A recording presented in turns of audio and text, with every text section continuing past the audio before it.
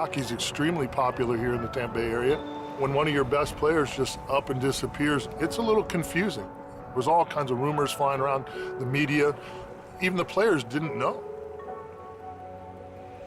During my time in Tampa, I had met Captain Mike through John Tortorella. They were buddies when he was a local fishing guide. He took out a lot of the players once in a while, and we just kind of hit it off and became buddies. It's about mid-March. I get a phone call, look at my phone, it's Paul Ranger. I decided to volunteer as a first mate on his boat. Of course. He's a good friend of mine. He's a great fisherman. He's very passionate about it. But I was thinking to myself, huh? You know, he didn't like leave a letter saying, hey, this is what's up. He just kind of left. I knew he'd be a great mate, but it was a crazy phone call.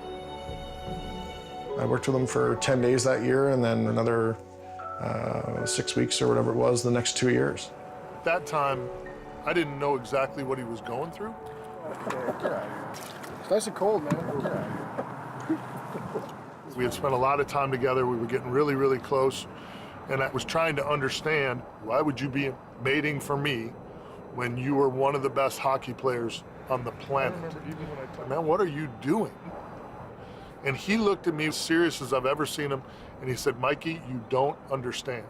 You have no idea what it's like.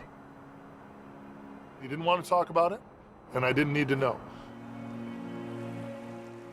I worked with him for 10 days that year, and then another 6 weeks or whatever it was the next 2 years. For that time, it was nice because it was really one of the only places that I could let go. Every time something came to my mind, I would refocus on the positive thing in the moment. Not challenging those negative feelings, just letting them flow away. And something else would replace it. Something good, finally. After 2 years away from the ice and almost being consumed by his depression, Paul was hopeful he could return to the game he loved.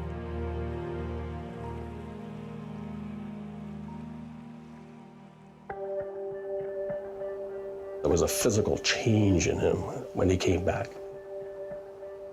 Paul was moving forward, and he was getting excited about hockey again.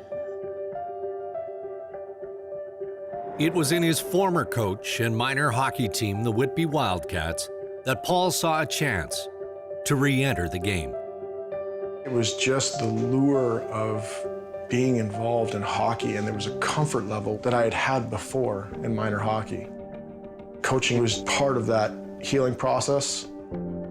At that time, no one knew what I had been through, and I'm sure people were curious, but I kept it to myself.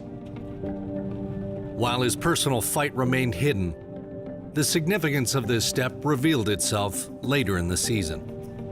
We were playing in Port Huron, and we were having a blast. Players, coaches. So now we're in my truck, we're driving back. He's sitting next to me, and I looked over, and I could see tears coming down his cheeks. He says, Dave, this is the most fun I've had in hockey since I played for the Wildcats. I felt like a big weight was lifted off my shoulders, and I felt ready to find my way back into the physical game. But for Paul to make it all the way back, he would have to break his silence.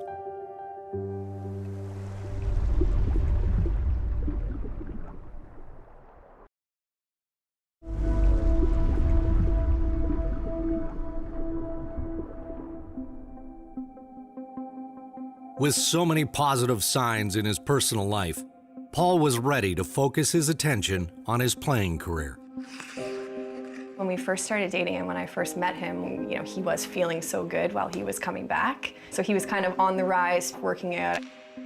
Maybe it was just the break. After I had retired, I've had a 2-year break, now I'm missing it.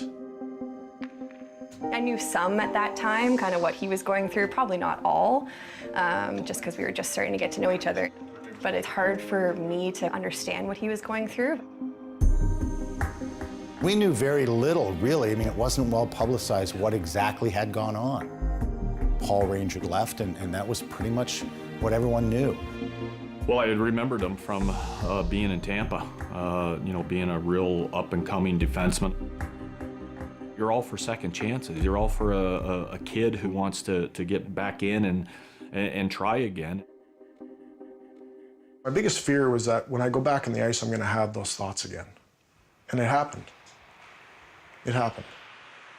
Ever catch yourself thinking about playing at that level in the NHL again? Have I thought about it? No. I don't have a big, long-term dream here. It's hard to watch someone you love go through something so hard and not be able to do anything to help them. If you have a challenge, you've got adversity, if you have to win a fight, you can rarely do it on your own. But Paul's courage to face his struggles finally allowed him to share his battle.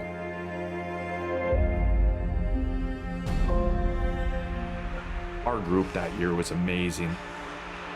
They really cared about each other. We had a young man that I thought we could impact greatly. However it turned out hockey-wise, that the step that he could take by trying to come back was a significant part. It was hard. The kid was struggling. Those guys are like your sons.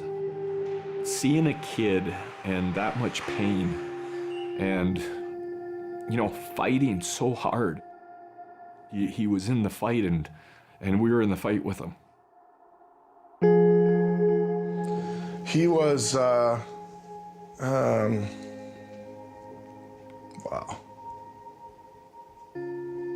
He's nothing short of exceptional as a human being. You just try to do the best you can. And it wasn't, hey, try this, try that. Have you thought about this? A lot of times it was listen. At the end of every year, there's a year-end meeting. I remember Dave Poulin being in that meeting. Dave got the full brunt of what was going on, the battle that we had been through and that was going to continue. That exit meeting was as powerful an exit meeting as I've ever been in. Paul was so cognizant of what Dallas had done for him. It was incredibly, incredibly emotional. He helped me so much, supported me so much through my struggle while trying to make my way back. He helped me more than I helped him. I think Paul taught every guy in that dressing room lessons about who we are and what is our character and are we willing to help each other.